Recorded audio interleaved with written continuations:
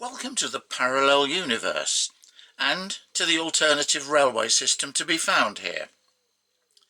The year is 2087. It's 200 years since the Eastern and Midlands Railway opened their branch to Cromer Beach. It's 50 years since the last great COVID pandemic, and 20 years since the last supermarket in Britain closed its doors due to the continuing dominance of online shopping. We're looking at what was formerly Morrison's Supermarket in Cromer, which is now part of the Norfolk Joint Railway theme park. The park is home to many newly built steam engines made as replicas of those which used to haul Britain's trains in the 19th and 20th centuries. The traffic quickly developed so that larger locomotives were needed.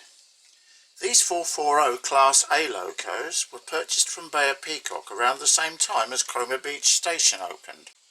This is number 24, and her sister loco is about to come running through.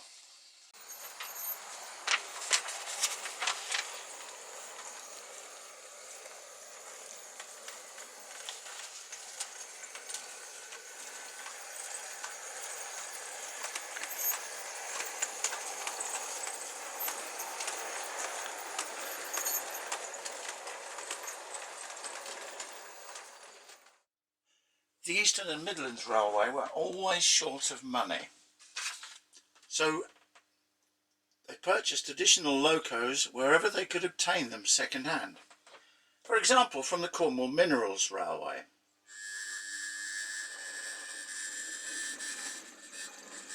They bought a number of these locomotives, dating from 1874, and built for the Cornwall Minerals Railway by Sharp Stewart. Some of these Sharp Stewart locos from the Cornwall Minerals Railway were sold to the Great Western, where they became the basis of the 1361 class, and the remainder were sold to the Eastern and Midlands, where they were extensively rebuilt, some as 240 tender engines, and eventually as 060 tanks again. They were very useful for shunting and short passenger work, and one even lasted long enough to receive a BR number.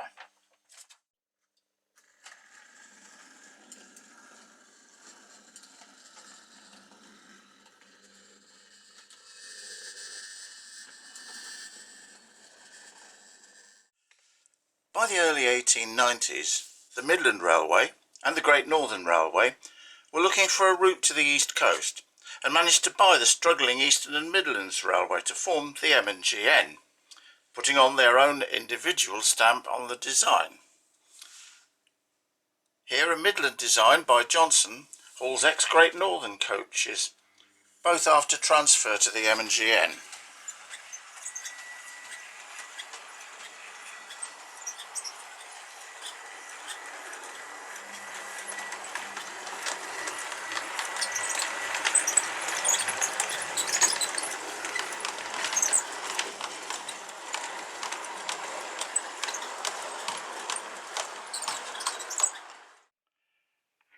And now for something completely different. We're going to see a Great Northern designed engine hauling Midland coaches, probably at this date on a through service from the Midlands.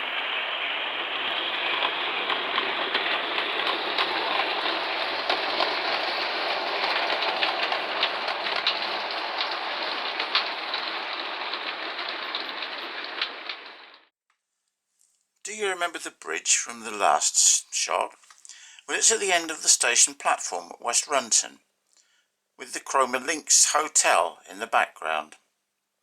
Typical M&GN concrete station name board, and unusually for the M&GN, Midland style fencing. It had its own special crisscross pattern, and this is the station building.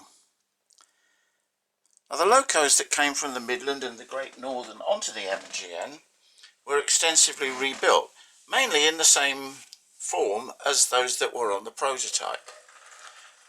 And here we're about to see the fish train passing with, this is an M&GN Class D rebuild. Obviously Johnson,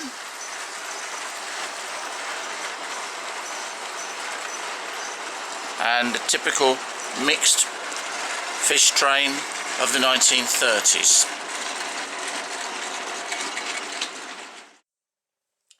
You will have gathered by now that this is a mainly rural line, but there are places where it spends a while going past the sea, as here, which is designed to represent Weybourne on the North Norfolk coast. Pronounced Webburn locally.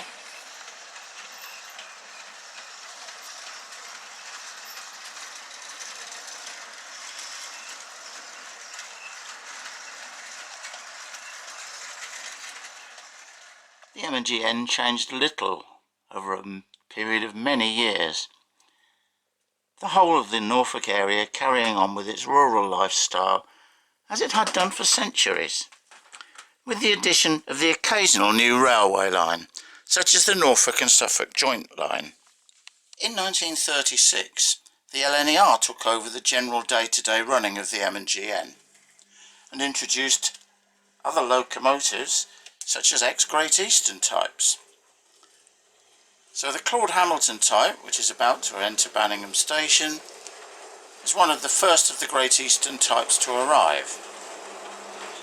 But look at the train. It's an LNER buffet car in an LMS train.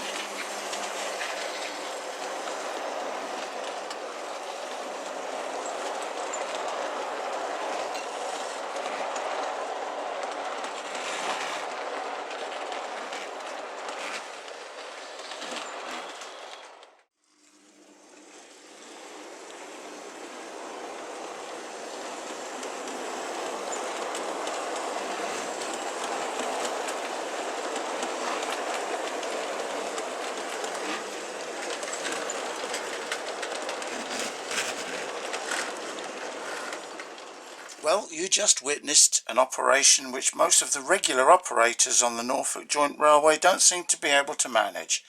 That is, trains crossing at Banningham West. By the 1950s, all sorts of different locomotives of the ex-LMS system had come to join the M&GN stud, and here is a 2P which was a common visitor on summer Saturdays, taking a rest at Banningham. The main M&GN system closed in 1959, but a determined band of enthusiasts and former employees formed the M&GN Circle to keep alive memories of the line and to carry out research.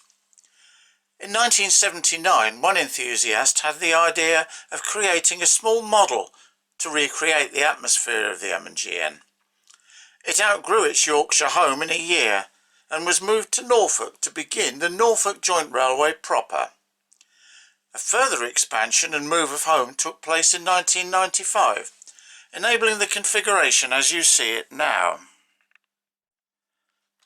Yes, it's quite extensive, as you can see. 65 feet long in English.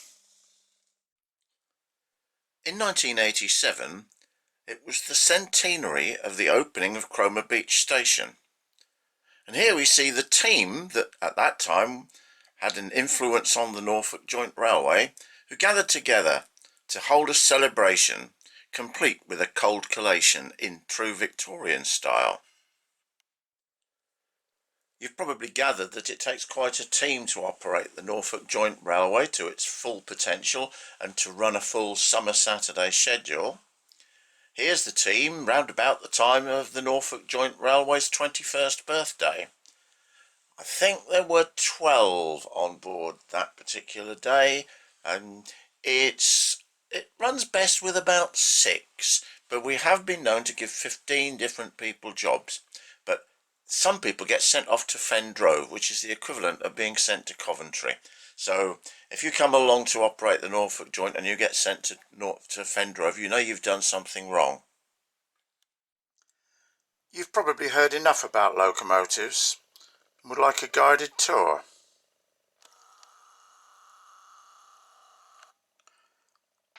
Cromer Beach is the centre of the system, and all the traffic is created to supply Cromer Beach with the necessary services to run a Saturday summer timetable, based on the 1930s timetable.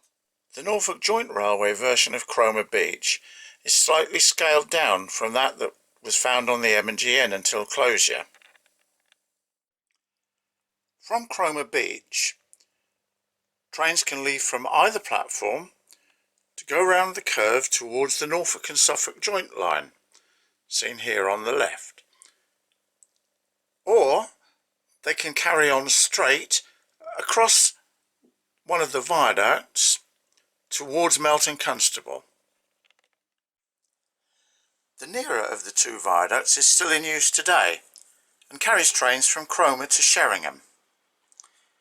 The one at the rear used to carry trains from Sheringham, avoiding Cromer, through to North Walsham or to the Norfolk and Suffolk Joint Line round to Munsley. Trains leaving Cromer over the nearer of the two viaducts carry on towards West Runton, right into the distance where you can see the background that shows the sea scene near Webburn, round to Banningham, which we'll zoom into in a moment, and across this bridge which leads back into Cromer. So it's actually possible to go out from Cromer on the main line, all the way round the back, and return to Cromer over the bridge. As in the prototype, it's possible to avoid Cromer by using the rear of the two viaducts. This then passes through the woodland and out of sight. It reappears under a terrace of cottages and then dives under Cromer to reappear again at the beginnings of the Fiddle Yard. The Norfolk Joint Fiddle Yard is otherwise known as Melton Constable, North Walsham, or the rest of the world. There are what would normally be called up and down sidings, but in our case they are laid out for departure towards Cromer, either via Banningham, then Runton and the main line, or via Runton, then Banningham and into Cromer on the curved Norfolk and Suffolk Joint Line. Are you confused yet? You should try running it. Very few operators can cope with this complexity, but two of our operators, Barry Walls and Roger Kingstone, can make this fiddle yard sing. As the amount of stock available increased, additional storage sidings were needed. These were created behind the back scene at Banningham, with access from the existing fiddle yard. You can just see a little bit of the siding in the distance. This access line also leads to Fen Drove, but more of that later. This is the view from the west of Banningham Station towards the railway arms and towards our rather rudimentary system of block working. Most of the control is done by shouting or going "Oi!" until somebody pays attention, but there are parts of the railway that actually need some sort of communication, and this is our version of the block system.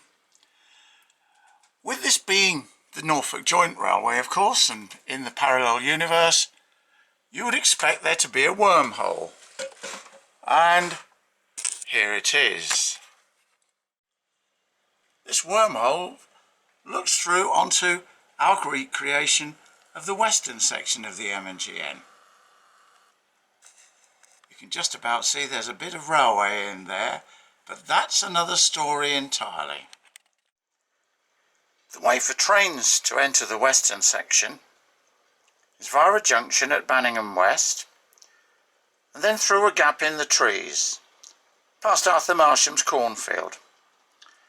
He was rather worried when the line caught fire, as you can see by the blackened grass in the foreground. We'll try and follow the path of some trains on the Norfolk Joint Railway. We'll start at Cromer Beach, which is the centre of the system. You can leave Cromer Beach by two different routes. One, by going straight out over the viaducts, through West Runton, round the far end, through Banningham into the Fiddle Yard, and when you arrive by this route, the Fiddle Yard is called North Walsham.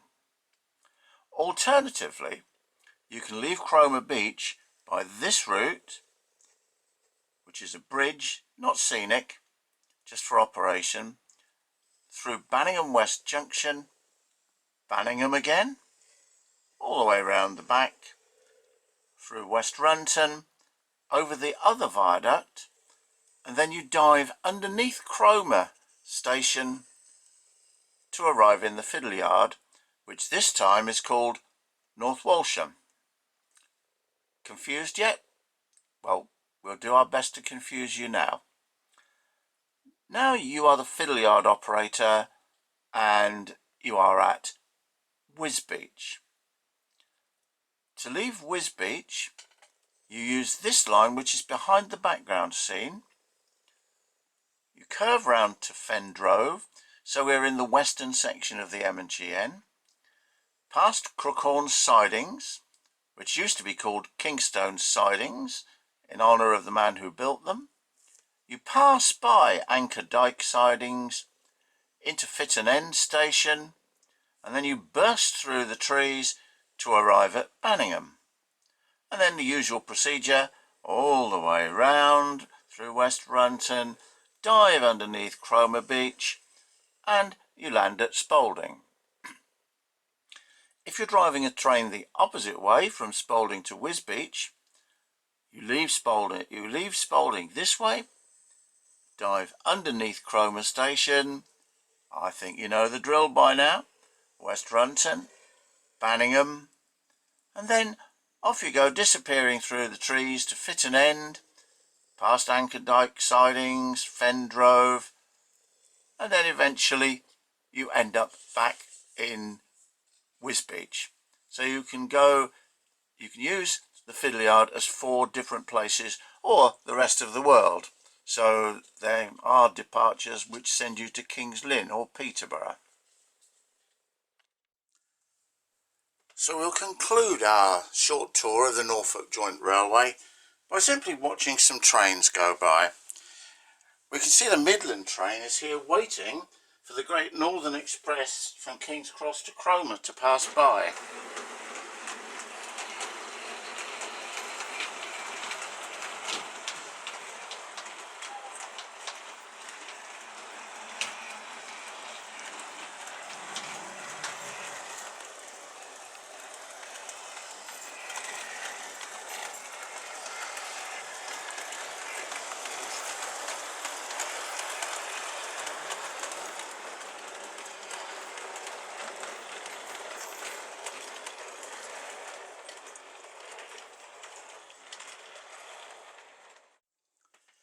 And in true train spotting style, after a suitable wait, we'll see our B12 with the returning coaches from Leicester to Cromer.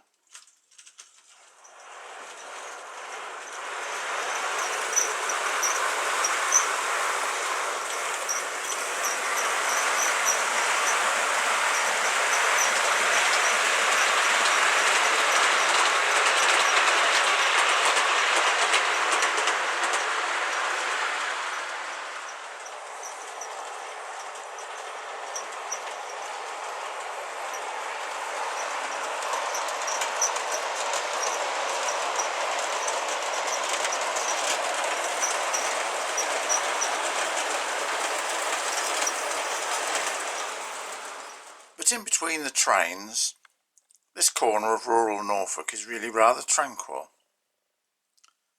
So the signalman at Banningham West Junction, this box based on Roughton Road Junction near Cromer, the signalman here has quite a quiet time, waiting for the bell to ring.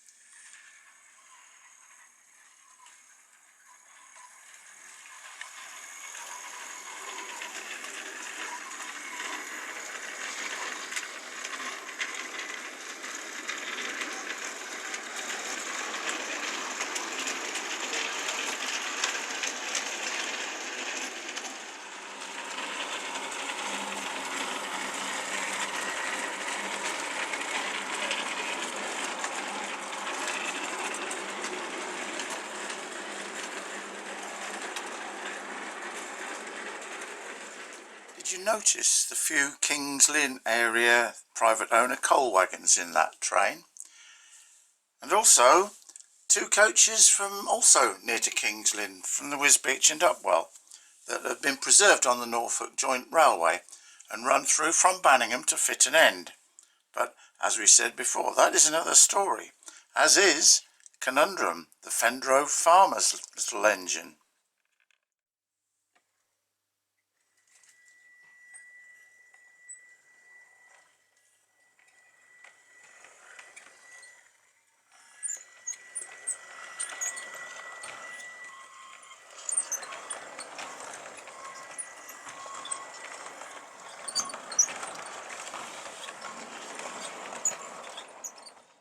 If you're wondering what happened after the end of steam into Cromer Beach, here's a rare shot of a Class 153 brought along for running by Chris Turnbull, its builder, in the late 1990s, I believe.